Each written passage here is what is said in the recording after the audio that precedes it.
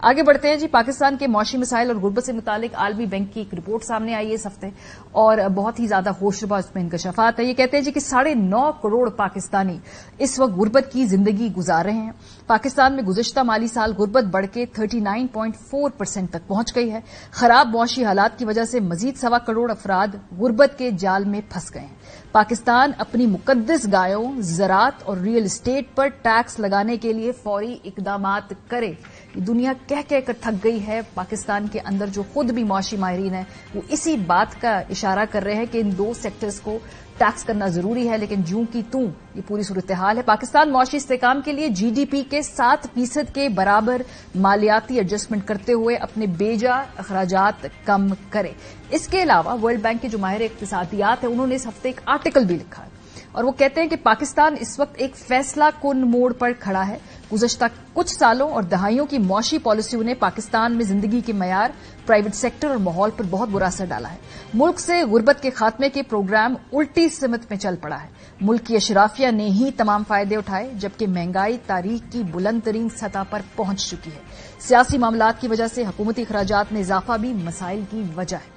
Exchange rate का गलत तखमीना, trade protectionism और कारोबार के लिए मुश्किल रेगुलेटरी माहौल भी मसाइल की वजह है। ज़रात, खुराक, एनर्जी के शोबे के लिए बनाई गई पॉलिसियों की नाकामी मसाइल का सबब है, जिसमें फौरन इस्लाहात करनी होगी। पाकिस्तान की लेबर फोर्स में खवातीन की तादाद महज 25% है और जिस मुल्क की आधी आबादी को मौशी मैदान में मौके नहीं मिलेंगे वो मईशत कैसे तरक्की करेगी।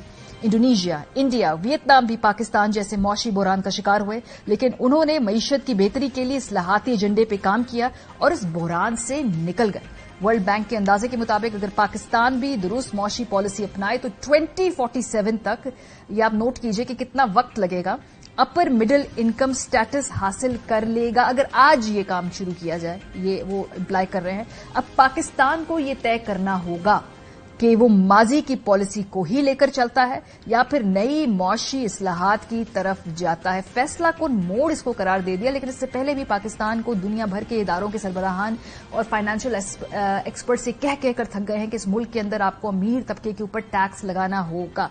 आईएमएफ की सरबराह उन्होंने गुज़श्ता हफ्ते भी ये बात कही न्यूयॉर्क के अंदर जब रिपोर्टर्स ने उनसे सवाल पूछा, और कुछ महीने पहले भी उन्होंने एग्जैक्टली यही बात की थी कि मेरा पाकिस्तान के लोगों के लिए एक ही मैसेज है, खुदारा अपने जो अमीर तबका है, जो प्रिविलेज तबका है, उसको टैक्स कीजिए और गरीबों के ऊपर ज्यादा बोझ न डालें। सो बार बार वो ये बात कह रही हैं। दो मुख्तलिफ औकात में एक ही बात दोहराई है उन्होंने। जरा सुनिए। A simple message to everybody in Pakistan. What we are asking in our program is please collect more taxes from the wealthy and please protect the poor people of Pakistan. I do believe that this is in line with what people in Pakistan would like to see for the country. तो जी फैसला को मोड़ पे हम खड़े हैं। हमने 2047 तक अपनी मौशी हालत बेहतर करनी है या नहीं करनी, ये फैसला हमारे हाथ में है। लेकिन ना इस वक्त पॉलिटिकल स्टेबिलिटी है, ना इस वक्त किसी के पास मैंडेट है। क्या ये तमाम रिफॉर्म्स करने की पोजीशन में कोई है? अगर कोई गवर्नमेंट आती है इलेक्शन के बाद तो क्या अपोजिशन उसको चलने देगी? अगर मर्जी के इलेक्शन के नताज नहीं आते और जो हुकूमत सामने आती है तो क्या उसके मुखालिफिन उसको चलने देंगे? ये जो धींगा मुश्ती है, खींचतान है, जिसके नतीजे में कोई भी सख्त फैसले नहीं कर पा रहा, इसका शाखसाना हम सब भुगत रहे हैं। लेकिन जो आसान काम है करने के वो भी हुकूमतें नहीं करती हैं। हमारे साथ